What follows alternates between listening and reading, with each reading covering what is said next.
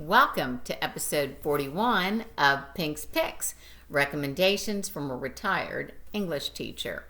Today's author, Akwaeke Emezi, was named in 2018 one of the National Book Foundation's 5 Under 35, an award that recognizes young debut fiction writers whose work promises to leave a lasting impression on the literary landscape. You may remember hearing about the award in episode 30. Brit Bennett, author of The Vanishing Half, was a 2016 recipient.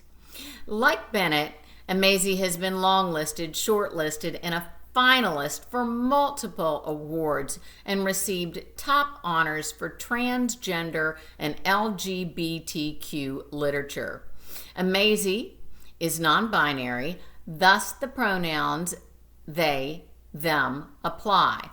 In their acknowledgements, Emezi thanks author Gabriel Garcia Marquez, whose book, Chronicle of a Death Foretold, inspired the Death of Vivek Oji.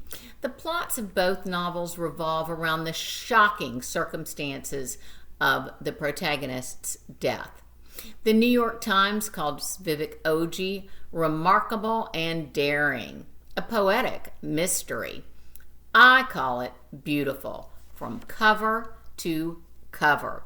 The vivid hues outside reflect Emezi's powerful, colorful imagery within, especially red, symbolizing temptation, bloodshed, and grief, and foreshadowing doom.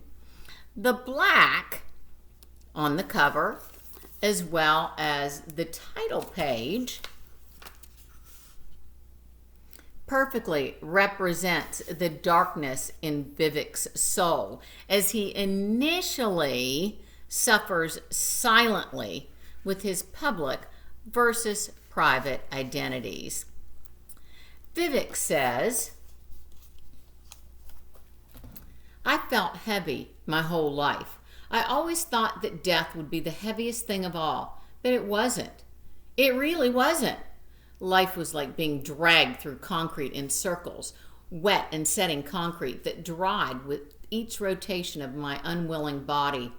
As a child, I was light. It didn't matter too much. I slid through it, and maybe it even felt like a game, like I was just playing in mud, like nothing about that slipperiness would ever change. Not really. But then I got bigger, and it started drying on me, and eventually I turned into an uneven block, chipping and sparking on the hard ground, tearing off into painful chunks." Vivek asks, "So, if nobody sees you, are you still there?" Vivek is not the only character who suffers from identity issues, but he is the one who suffers the most. Illuminated by Emezi's setting, 1980s Nigeria, when the very idea of transgender was vehemently rejected by the Igbo culture.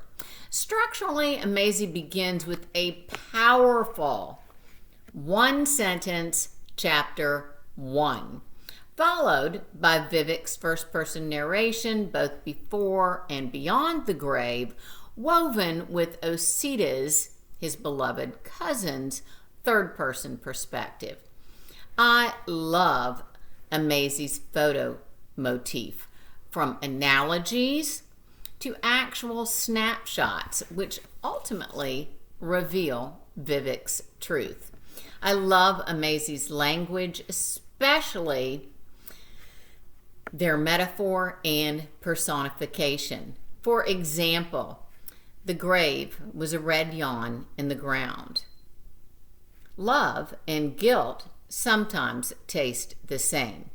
And my favorite, panic was a vulture inside my body, trying to get out, pecking and flapping wildly.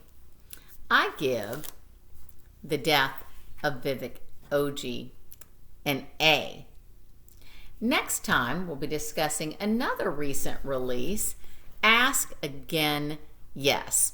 Until then, Stay safe, be healthy, and do your homework. Bye-bye.